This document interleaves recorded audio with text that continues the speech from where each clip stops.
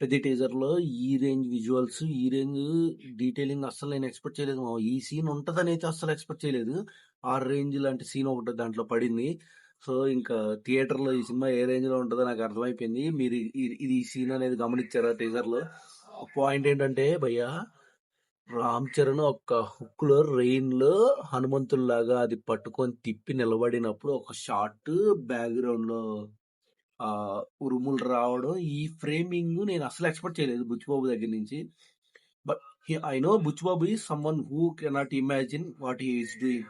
But ఈ range of visuals ఉంటాయని నేను అస్సలు ఎక్స్‌పెక్ట్ చేయలేదు. రామ్ చరణ్ క్రేజ్ ఉంది కదా! స్క్రీన్ క్రేజ్ అసలు మామూలుగా లేదు.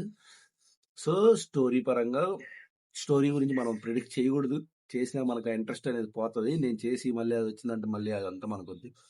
మనం విజువల్‌గా ఎంజాయ్ చేసామా లేదనేది పాయింట్ ఇక్కడ. నాకైతే స్టార్టింగ్‌లో బాడీ పోస్చర్ చూసుకొని రామ్ చరణ్ నిలబడి ఆ బస్తా ఇసిరేసి అంటే స్క్రీన్‌లో మన హీరో ఎలా కావాలో అలా చూపించడమే డైరెక్టర్స్ మనకు కావాల్సింది. అదే విజువల్స్ నేను పెద్దికి ఎక్స్‌పెక్ట్ చేస్తున్నాను. అసలు ఇది వరకు నేను ఎక్స్‌పెక్ట్ చేయలేదు మైండ్‌లో. ఆ సీన్ అయితే నా మైండ్‌లో ఇంకా తిరుగుతుంది. ఆ బ్యాక్‌గ్రౌండ్‌లో ఉరుములు రావడం, మన రామ్ చరణ్ గద పట్టుకొని నిలబడడం it's something we cannot imagine. ఆ రేంజ్ ఆఫ్ విజువల్స్ అనేటివి రాబోతున్నాయి అని అయితే నాకు అర్థమైపోయింది. ఆ ఫైట్ సీన్ కూడా చాలా పీక్ లో ఉంటదని అయితే అర్థమైపోయింది. అది ఖచ్చితంగా ఫైట్ సీన్ లో పోస్టరే. ఫైట్ మనం అసలు వేరే లెవెల్లో ఉంటది. అది ఇంకా మనం థియేటర్ లో సవాల్ వేస్తాయి అనుకోండి. ఆ రేంజ్ ఆఫ్ విజువల్స్ ఉన్నాయి.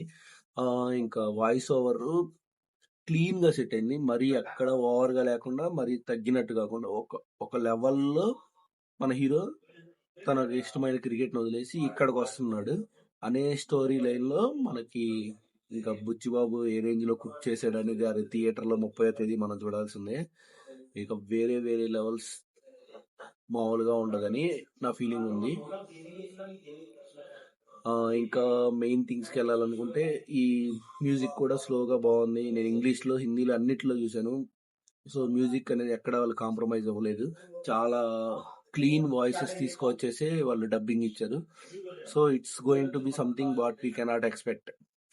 నువ్వు ఎక్స్పెక్ట్ చేయని ఏదో నువ్వు ఏప్రిల్ 30వ తేదీ చూడబోతున్నావు.